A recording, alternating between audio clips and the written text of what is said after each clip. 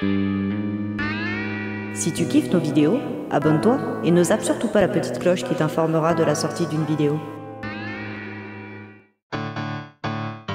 Hey, salut à tous, c'est Tifou et Bibou, et on se retrouve pour une petite vidéo qui va parler de séries télé et on va aller dans les coulisses de Buffy. Buffy est sortie en 1997, c'est Joss Whedon qui l'a créée et il y a eu 7 saisons en tout. Et maintenant passons aux infos. Info numéro 1, Sarah Michelle Gellar qui jouait donc Buffy avait auditionné pour le rôle de Cordelia, qui est interprétée par Charisma Carpenter et vice versa, Charisma Carpenter avait auditionné pour Buffy. C'est les producteurs qui ont fait échanger leur rôle. Info numéro 2. Nathan Fillion, qui jouait Caleb le prêtre dans la saison 6, avait auditionné pour le rôle d'Angel. Info numéro 3. Danny Strong, Jonathan, avait lui auditionné pour le rôle d'Alex. Info numéro 4.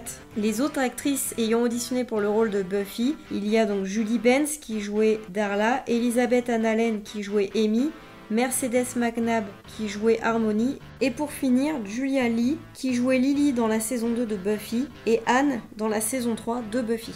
Info numéro 5. Sarah Michelle Gellar, donc Buffy, aurait dû jouer le rôle de Sabrina dans Sabrina l'apprentie sorcière. Info numéro 6. Certains thèmes de Buffy ont été repris pour des cours universitaires qui s'inspirent de l'univers de la série. Ça s'appelle les Buffy Studies. Info numéro 7.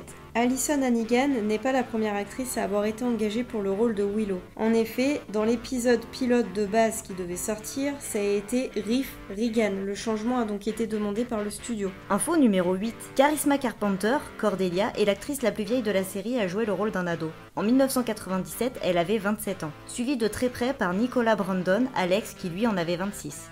Info numéro 9. La série fait suite au film des années 1992 du même nom, Buffy contre les vampires. Info numéro 10. Quelques petites anecdotes entre David Boreanaz, Angel et Sarah Michelle Gellar Buffy. Pendant leurs scènes de tournage, ils passaient leur temps à se faire régulièrement des farces. Notamment dans les scènes où Angel devait déboutonner le pantalon ou la chemise de Buffy, Sarah, donc qui jouait le rôle de Buffy, s'amusait à les épingler ou à les coudre pour qu'ils galèrent du coup à les enlever.